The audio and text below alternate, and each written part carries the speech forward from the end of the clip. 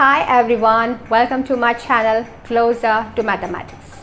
आज के इस लेक्चर में हम लोग एक और क्वेश्चन सॉल्व करेंगे जो 2015 में आया हुआ है दिल्ली यूनिवर्सिटी के MSc एंट्रेंस एग्जामिनेशन में।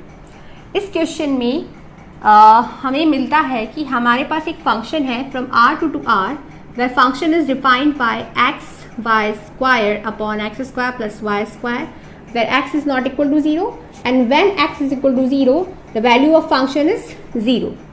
ठीक है, then we have given then du f00 is actually the directional derivative in the direction u where u1 and u2 is not equal to 0। Then वो हमें चार ऑप्शन दिए हुए हैं और इन चारों ऑप्शन में से हमें पूछा गया है कि कौन सा option is a correct option. तो इन चारों ऑप्शन में दिया गया है कि फर्स्ट ऑप्शन में कह रहा है कि फंक्शन कॉन्टीन्यूस है एंड उसका जो डायरेक्शनल डेरिवेटिव है वो एग्जिस्ट करता है सभी यू के लिए।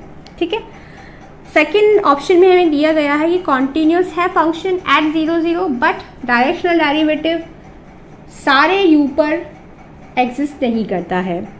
फंक्शन कॉन्टीन्यूस नहीं है in option C but directional derivative exist करते हैं सभी यू के लिए, मीन्स सभी डायरेक्शन के लिए।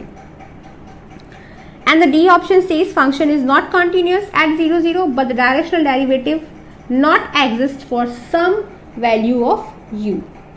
तो हम स्टार्ट करते हैं ऑप्शन ए से,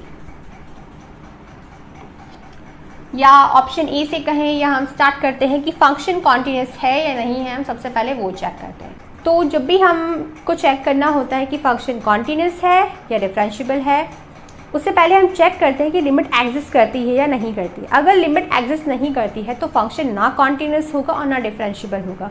वहीं से हमारे सारे ऑप्शन डिस्कार्ड हो जाएंगे कि फंक्शन कॉन्टीन्यूस नहीं है और डिफरेंशिएबल नहीं है। तो सबसे पहले हम चेक करते हैं कि इसकी लिमिट एग्जिस्ट करती है या नहीं करती है। Limit x and y tends to 0 function we have given x y square upon x square plus y square। तो अगर हम यहाँ पर 0 वैल्यूज़ में पुट करते हैं तो हमारे पास क्या आता है, रिजल्टेंट 0 upon 0। तो हम क्या करते हैं, एक पाथ चूज करते हैं y is equal to mx। ठीक है, x इज इक्वल टू 0 रखोगे तो y इज इक्वल टू 0 आएगा। मीन्स ये जो हमने पाथ लिया है ये गिवन पॉइंट से पास कर रहा है, तो ये हमारा जो पाथ है हमने बिल्कुल सही चूज किया है।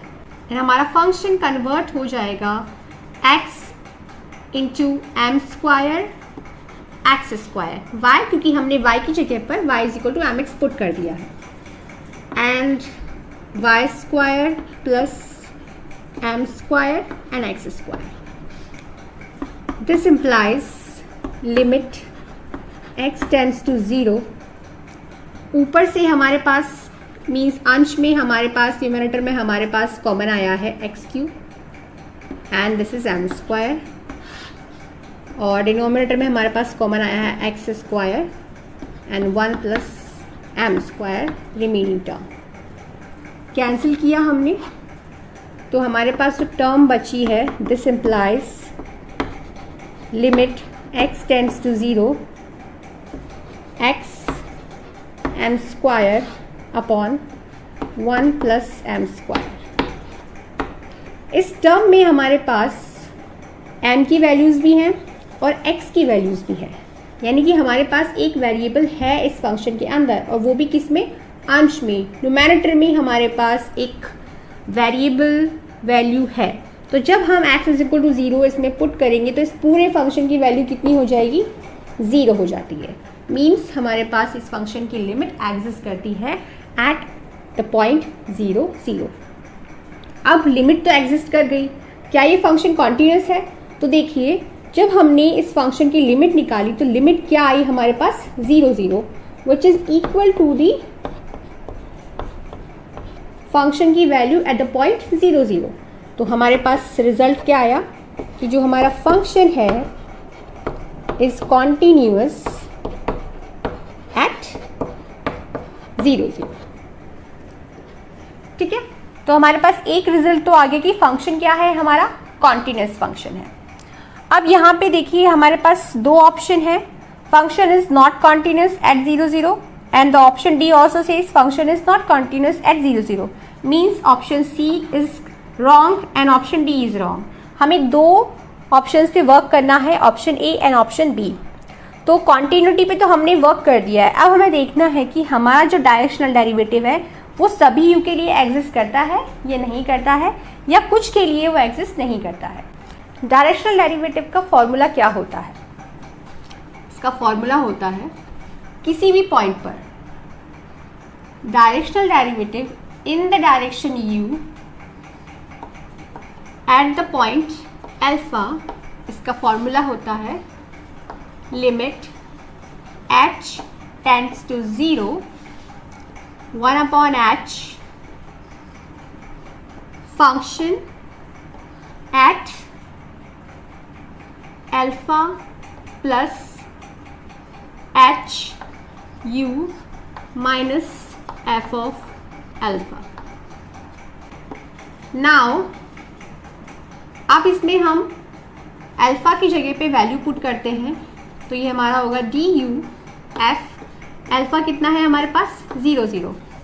बस हमें इन पॉइंट्स की जो वैल्यू है वो हमें इस फंक्शन में प्लॉट करनी है। तो हमारे पास आता है limit h tends to 0 1/h। Alpha हमारे पास है 0 0 और u की वैल्यू है हमारे पास u1 एंड u2। तो मैं इसे डायरेक्ट लिखती हूँ f of h u1 comma h u2 minus of f 0 0। f of alpha की वैल्यू 0 0। आप इसे जब सॉल्व करोगे अल्फा की value 0 0 plus h u1 u2 रखोगे, सॉल्व करोगे तो हमारे पास यही टर्म आएगी। दिस इम्प्लाइज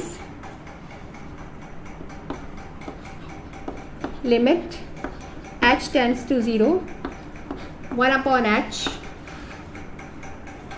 अब हम h u1 और h u2 जो हमारे पास पॉइंट्स हैं इन्हें हम हमारे फंक्शन में पुट करेंगे।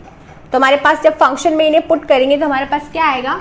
x की जगह पर हमने पुट करा h u1, y की जगह पे पुट किया हमने h स्क्वायर और u2 स्क्वायर हमारे पास आया अपॉन x स्क्वायर।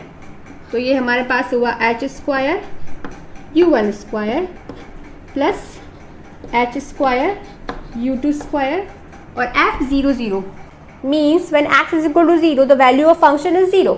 ठीक है, y की वैल्यू कुछ भी हो। अब यहाँ पे हम देखते हैं x की वैल्यू कितनी है, हमारे पास 0 है, तो हम डायरेक्टली लिख देंगे कि फंक्शन की वैल्यू 0 0 पे कितनी होगी?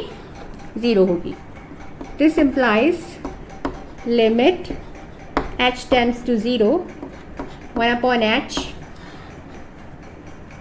कॉमन लेते हैं, ऊपर से हमारे पास कॉमन आएगा h क्यू u1 u2 का स्क्वायर अपॉन डिनोमिनेटर में हमारे पास कॉमन आएगा h square u1 square plus u2 square. ये हमने कैंसिल किया, सिंगल h बचा, ये भी कैंसिल हो गया। ठीक है,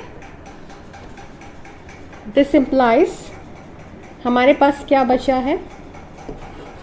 u1 u2 का square upon u1 square plus u2 square, where u1 and u2 they are not equal to 0 0. This means it's exist for all u which is not equal to 0 0. तो जब हमने पहले solve किया था तो function हमारा continuous आया था 0 0 पे, और हमारा जो डायरेक्शनल डेरिवेटिव है in all direction at the point 0 0 exist करता है सभी u के लिए। तो हमारा कौन सा ऑप्शन करेक्ट हो जाएगा? Option A is correct option. आज के इस वीडियो में इतना ही। अगर आपको ये वीडियो पसंद आया हो तो प्लीज़ इसे लाइक कीजिए, शेयर कीजिए और सब्सक्राइब कीजिए। तब तक के लिए बाय बाय।